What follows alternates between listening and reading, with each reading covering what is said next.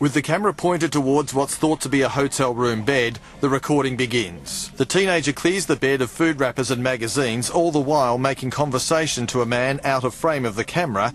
Minutes later, a semi-naked man gets into bed and the lights go out. Did you use drugs, cocaine No, in I her did presence? not use drugs in her presence. I have not seen drugs when she's been there. She has a video that she has put together which conveniently shows drugs in the video with her, not with me.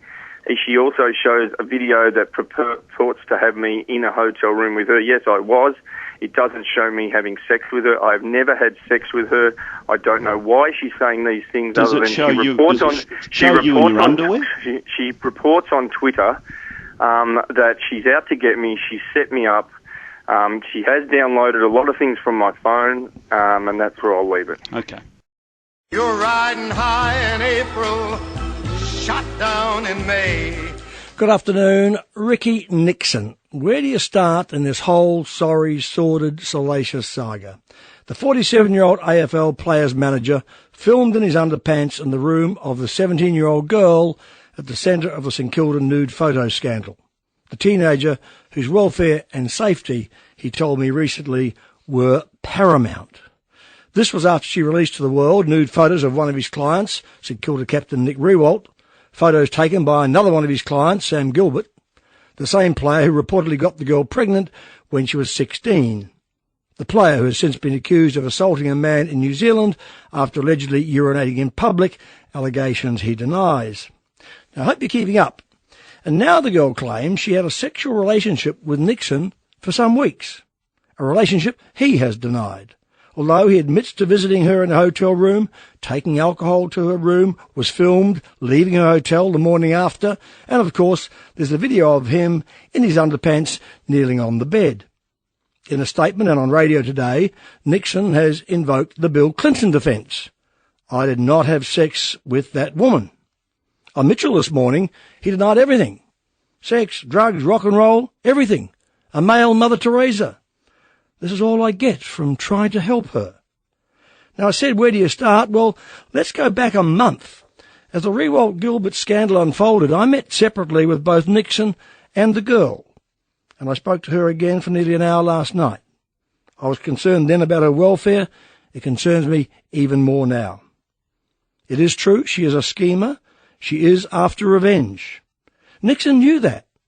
Unlike him, I met her in a public restaurant at lunchtime, not at night in her hotel room. But my meeting with Ricky Nixon, at his behest, is what makes these latest developments even more distasteful, because I don't like wasting time with hypocrites. That day he was threatening me with legal action yet again. He does that to people, even to that teenager. The St Kilda Football Club management were also making rumblings about legal action. And so Nixon came to that meeting, it seemed to me, as a peacemaker for both the club and for the players that he managed.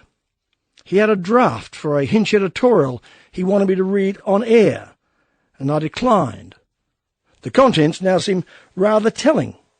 It had things for me to say like, in the last 24 hours, I have some information come to me that presents me with major concerns about the authenticity, about the girl's statements, and as a consequence, an elevated sense of concern about the girl's well-being. Unfortunately, a lot of damage has been done to St Kilda Football Club and some of its players by some of the accusations that have been made, which would appear to be in the majority incorrect. She's accused the club itself of a range of issues, and I believe that from what I now understand, the girl is in need of help, and I have deep concerns for her. Now, that part about being concerned for her welfare was true. But then Nixon wanted me to say, the media should cease covering this story. We have here a minor that requires care, not publicity, and appropriate intervention at a counselling and support level. This can be summed up in a few words. We've all made mistakes, but a minor's welfare is now in the balance and needs attention, not more media. I'm Darren Hinch. Now, although we both agreed this girl could harm herself, Nixon then started to tear her apart. He said he didn't believe she was ever pregnant. He said there was no proof that Gilbert was the father, even if he was. And that was true, and I couldn't prove it. He told me how she'd gone to his office drunk last November, demanding money or something for the Riewoldt photos, and tried to seduce him. he showed me photos he'd taken of the scantily clad girl. Photos he said he'd taken for his own protection. They then became the subject of a brief police child pornography investigation which she initiated. Nixon told me she'd hit on him and claimed the water bottle she was holding in the photos was full of vodka. He accused the girl of making a lot of money from illegal activities. But then Nixon made a comment, as he took the photos back, which shocked me at the time because we were talking about the welfare and the future of a troubled 17-year-old girl. He described the attempted seduction, and he said, and I'll clean it up, he said, any man would want to F her. Now that was on January the 13th. Any man would want to F her. About 10 days later, she says he did. And she says the relationship lasted for several weeks. And then she admits she set him up. That part of the story next. Now, Mike Sheehan on the Herald Sun today makes some good points about Ricky Nixon. He says, and I quote, in recent years, Ricky Nixon has needed a manager far more than any of his many player-coach clients. His life has spiralled out of control. He makes the point that Nixon has managed such controversial, scandal-ridden drug and alcohol players like Gary Ablett Sr., Wayne Carey and Ben Cousins. And Sheehan says, sadly it seems he was more seduced by their lifestyle than their needs. And that appears to be true. It's a long time in cocaine country. So what really happened in this current scandal? And it is true, parts of this come down to he said, she said. Only two people were in that hotel room. On radio, Nixon has tried to make it all sound like one brief counselling visit last week. Well, she claims much more. She claims their first room service night was around January 23. He arrived, didn't stay long. She says he was jumpy and paranoid and left, but took her room key and came back next morning. The girl claims he used illicit substances in her bathroom. Mitchell asked him about that, asked if he used cocaine in the girl's hotel room, and he eventually denied it.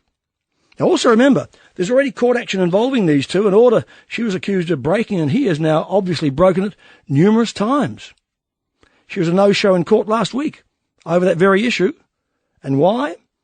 Well, she told me that both she and Nixon forgot. The girl claims that around that time they were spending a lot of time together. She admits she surreptitiously got his credit card details, used them to buy a ticket back from New Zealand. Her claim is she told him about it later and agreed to pay him back. He was flying back from the Gold Coast, she was coming from New Zealand, and they met at Tullamarine. But the interesting and most damning stuff for Nixon, apart from the underpants pic, which he has not yet explained on radio or in his statements, the most interesting damning stuff are the conversations she said they have had as the story broke. Her claim, Nixon said to her, and I quote, "We must deny all this stuff. Do it for me. If it comes out, we'll both be dead." And he also said, "We can work through all this and sort things out when things die down." One interesting point from the Mitchell interview, Nixon denied he and the girl had been driving around in his car. And that's weird because that's her excuse to explain a black eye. She denied rumours he'd been violent towards her. She said she was in his car, didn't have her seatbelt on because she was about to get out, and he got angry when she nervously giggled as he explained how they should and could deny everything. He said we'd both be dead and started driving crazily, and I banged my head on the dashboard. That night she said he sent her a sarcastic text message saying, "Now you can tell Dowsley I'm a stupid driver." Dowsley being Anthony Dowsley, who wrote today's story in the Herald Sun under headline, "A City Hotel, Alcohol and a Girl Scorned." The Age reports that sources close to Nixon say his recollection of events at that hotel that Sunday are hazy, and he suspects the teenager of spiking his drink. It's funny, his recollections on radio don't seem hazy, quite emphatic, if flawed, and he specifically remembers not having sex. Now to me, Ricky Nixon has an easy way to prove he's telling the truth, and she is lying in all of this. He boasts that he tapes all his phone conversations. I've heard conversations he has taped with the girl in the past. I hung up on him recently when he confirmed he might be taping our conversation on another matter.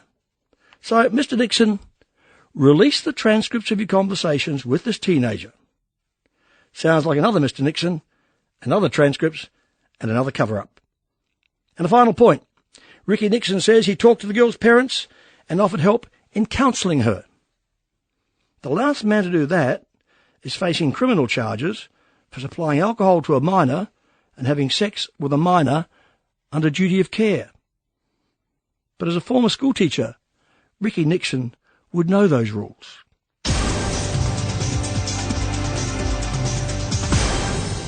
Now here's a quick grab of what Ricky Nixon told Peter Maher about duty of care and the welfare of this girl. Interview that he did for him when Maher was replacing me on the program.